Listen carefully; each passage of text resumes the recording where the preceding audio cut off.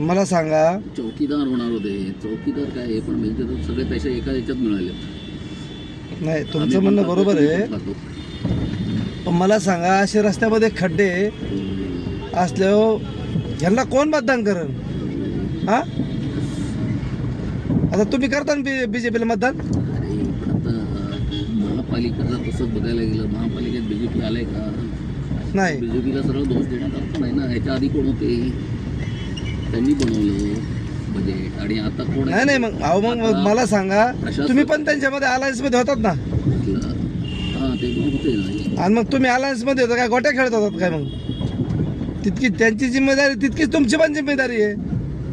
तुम्ही तितकेच दोषी येत. 10 वर्ष होते वाटतं. आणि मग होताच ना तुम्ही. मग मला सांगा अशी परिस्थिती असली बीजेपीला कोण मतदान करण?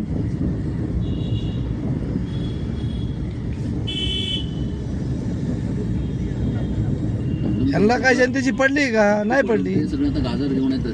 हा, म्हणून इलेक्शनच्या आधी सगळे गाजर घेऊन येतात. आता आम्ही मुळा देऊ. त्या ठाण्याचं आम्ही इलेक्शन मध्ये मुळा देऊ त्यांना. त्या ठाण्यामध्ये 4-5 किलोमीटरची ट्रेस घेतली फक्त.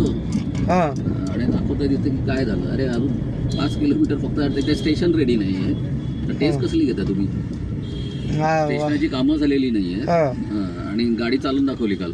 तर ते टेस्टला काय हो त्यांच्याकडं फक्त ते दाखवायचं लोकांना. निवडणूक आल्या तर जवळ. तेच पेपरात छापून. पण मला सांगा हे रिक्षावाले आणि टॅक्सीवाले त्यांच्या विरोधात गेले, तुम्हाला वाटतं मतदान जिंकतील? महानगरपालिका जिंकतील? पर्सेंटेज कमी होईल. जिंकतील हा काय प्रश्न परत नाही अहो मला सांगा, रोज 10 माणसं जर आम्ही पटवली, तुम्ही 10 पटवली तर हा पटली पाहिजेत ना. तुम्ही 10 माणसांना सांगाल पटणार ना. आता मला सांगा तुम्हाला पटलं का नाही? आतले 2 द्याल. मग तुम्ही मला सांगा, तुम्ही आता आज मला सांगा माझ्या गाडी तुम्ही समजा आज 10 माणूस आहे, आता माझ्या इथे आता बसलाय तर दिलं हे सगळं दिलं.